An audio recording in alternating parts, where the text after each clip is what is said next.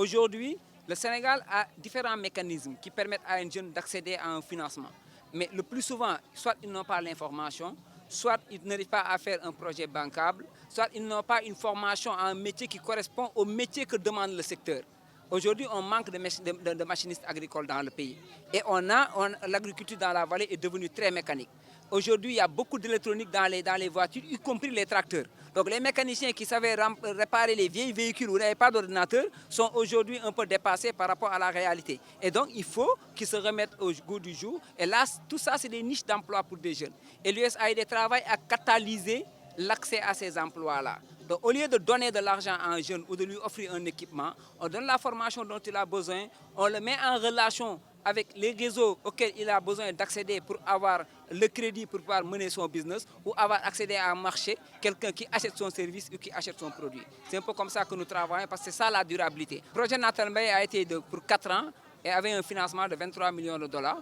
Il va se terminer au mois de juin.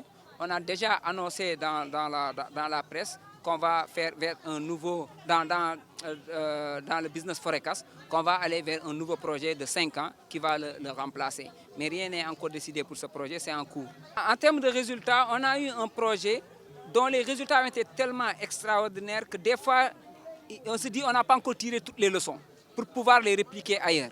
Sur l'accès au crédit, par exemple, ça a été multiplié par 7. Aujourd'hui, dans la vallée, rien qu'en changeant le mécanisme par lequel les gens donnaient le crédit pour le sécuriser.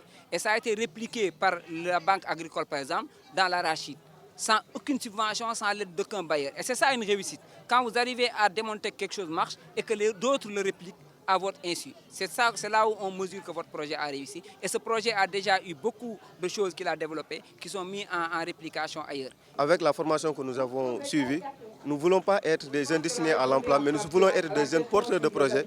Nous voulons aussi être des jeunes créateurs d'entreprises. Donc pour cela, nous demandons à l'USAID, notamment à celle de l'État du Sénégal, de créer un climat favorable pour l'accès aux jeunes dans les fonds de financement et dans l'accompagnement technique, notamment sur la création ou la mise en place des entreprises qui pourront contribuer au développement du pays, notamment celle de l'emploi des jeunes.